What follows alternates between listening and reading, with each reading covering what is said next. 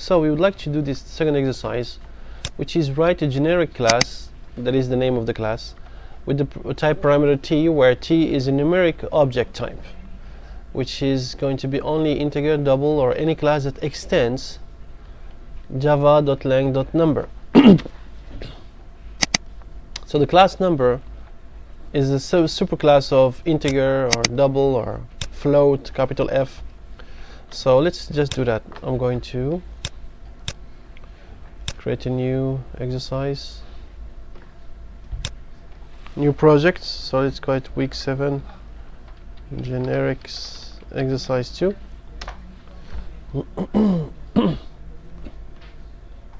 And I'm going to create a new Java class that is going to be called myMath class. Okay, so this myMath class is going to be using a parameter. Well, it says t here, but it has to be something. But it says this has to be, no, it has to extend number. Now when we do something like this, we would like to say that this is a superclass of any class that can be here that we're going to use. Okay, what are the classes that are the subclasses of number? Well, integer, double, all these are the class integer. So this one, it extends number, and it implements comparable, but it extends number.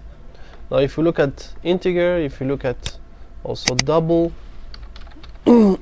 capital D, also extends number. If you look at also float, all these are extending number.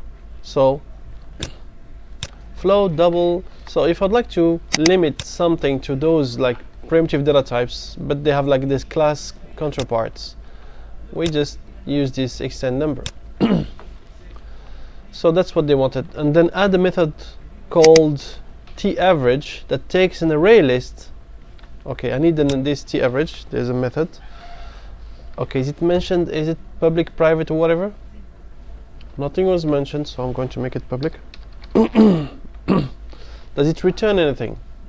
Yes, it returns a double. Okay, so I'm going to make it return a double. And then it takes as this is the name, it's taverage, and then it takes as an argument array list of t. This is my list. Of course, I need now to import that, so I need to import the Java array list. So now this should return results that I'm going to just for now put just something like this, so I can say return this result, and then in between I need to do some calculations that are going to be so calculating the result of the average of all the values inside that list. So double the average of the values in the array list. Now this is some kind of a hint that says use double value method in the number class to retrieve the value of each number as a double. Now you'll understand now why I need to use something like this, because if I don't do some extend number, anything can be here, any class. But when I do this number, now everything has to be a subclass of number. But what does this number have that might be interesting?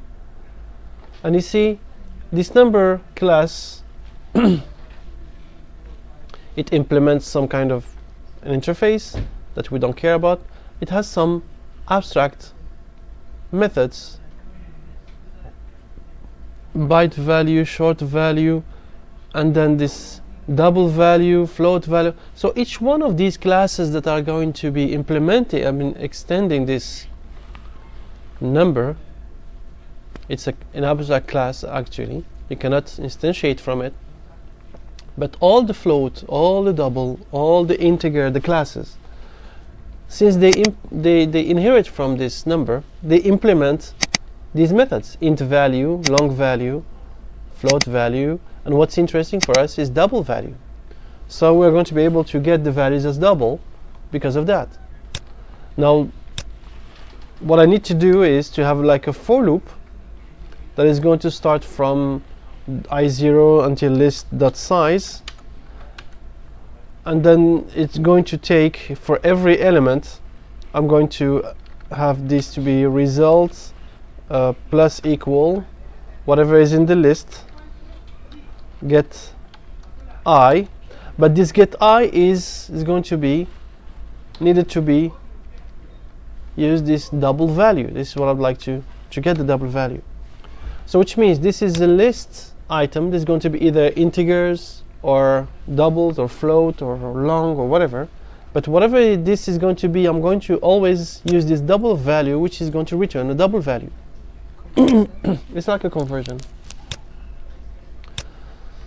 So if I declare integer I equal new integer, and then with the value of 10, now I now dot, it has get double value. There's this double value which is going to return a double. Well, basically every class, integer or double or anyone is going to return, have this method to be implemented, because as we said that this is implementing extending number, and because number forces each subclass to implement all its abstract methods, then each one of those is going to be having double value. So if we click here, now we are in the long class, and it just returns the number and then convert it to a double. That's what it does. And if we're in the int, it just does the same. If we're in the int, the double value now, in the integer class, double value is just going to return the value. So in our case, we don't care about this now, because whatever the data type is that is going to be acceptable in this math class, it has to be a subclass of number, so we will always have access to this method. And now, well, we just need to divide this by the list.size to get the average, because the average is the result. I mean, I'm going to rename this to be the sum, so it will be much clearer. So the sum is going to be 0. I'm going to add the values one by one until I finish adding all the elements of the list, of the array list. Then I divide by the list, the size, how many elements in the list, and this is going to be my average. If I want to be safe, I just would like to make sure that I'm not dividing by 0. So what I could do is that I can maybe do some kind of if list.size is equal to 0, just return 0. So if it's 0, I return 0. If not, well, then I'm going to do this. What is this? Well, yeah, it's asking me, well, instead of this you can use is empty, which is basically the same thing, because is empty is a method that is just going to compare is the size is equal to 0, which is basically the same thing.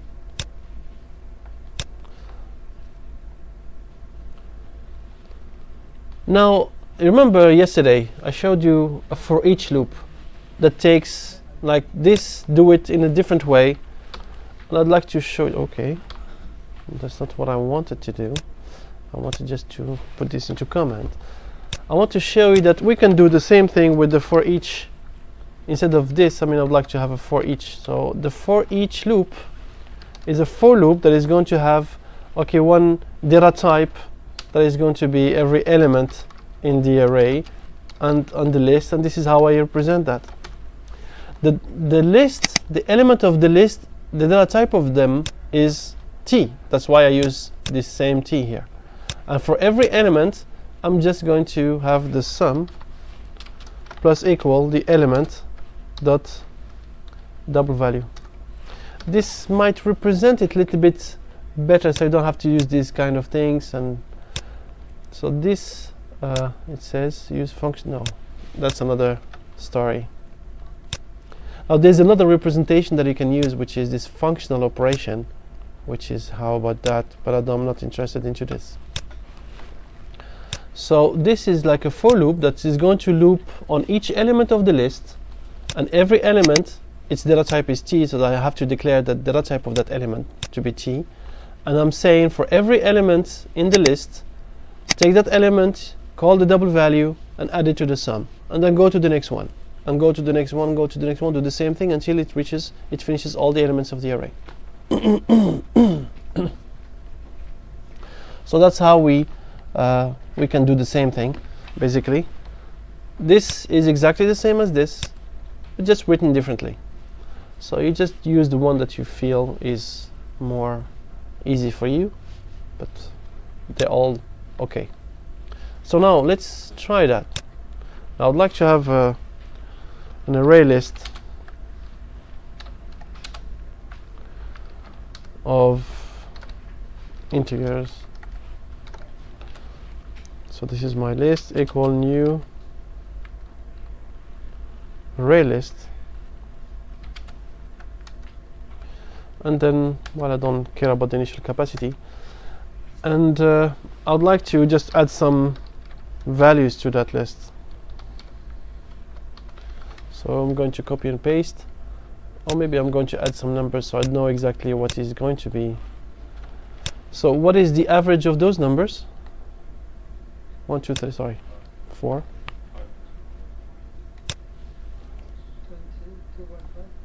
It's 2.5. The middle is between 2 and 3, so it's 2.5. So the average should be 2.5. If you would like to count that, so 4 plus 3, that's 7, plus 2, that's 9, plus 1, that's 10, divided by 4, 2.5. So now, if I'd like to call this method, my math class, I'm going to call it now with integer. So this is my math class. Actually, I can improve that, but and then all I'm doing now, I'm just creating an object because I need to have access to this t average and call it with the list. Now this is going to return an average. If I'd like to display the average, I'm just going to display it like this. This object dot t average. But do I need to do this? I'm having only this method. I can make it static, so I don't even have to create an object.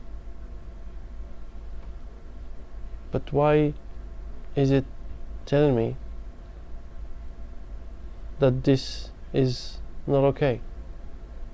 Because this uses t, I think. It doesn't.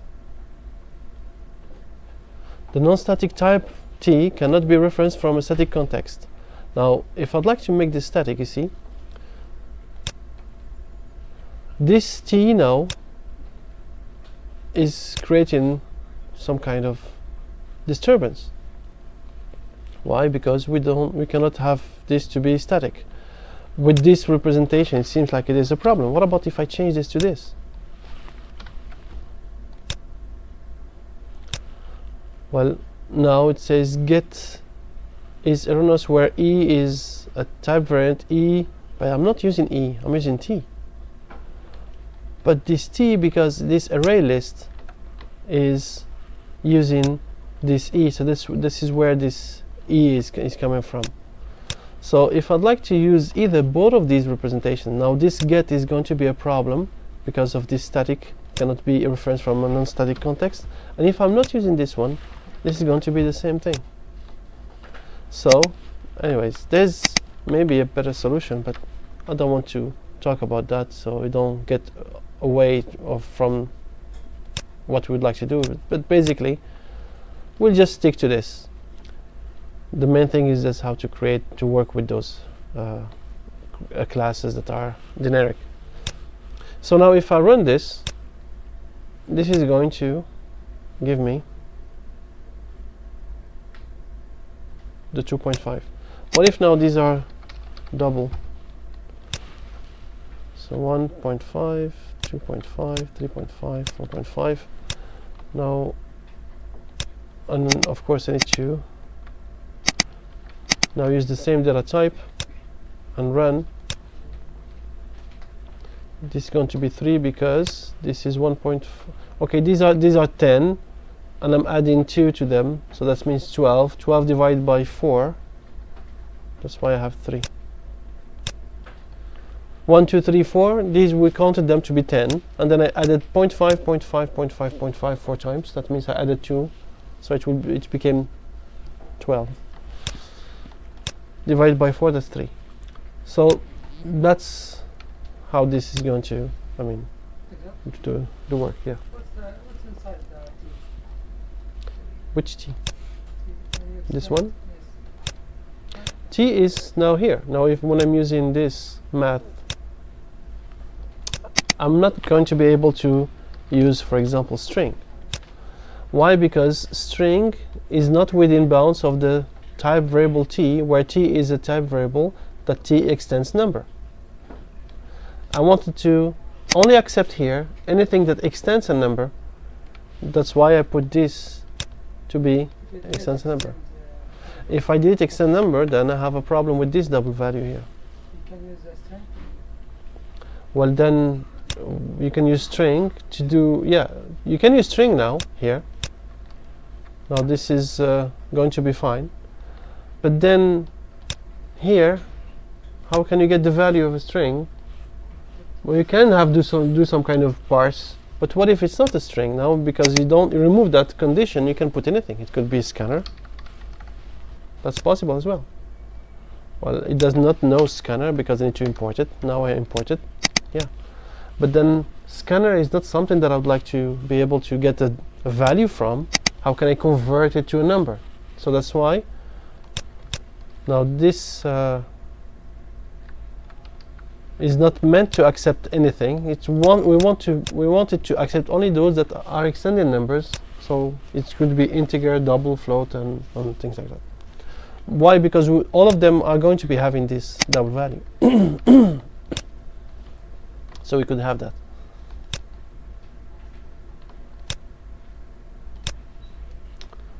And that's pretty much it. It's just a small exercise to do that. I'm sorry? There's a second part of the exercise. There's a second part? What is the second part? No, this is just a hint that uses the double value that we just used. This one. So we can use this. Is that okay? So can you specify only integers and double? You can, but then what's the point of making it a generic class? If you just specify one data type, okay, just remove this. Only work with integer or double. But we wanted to make it flexible.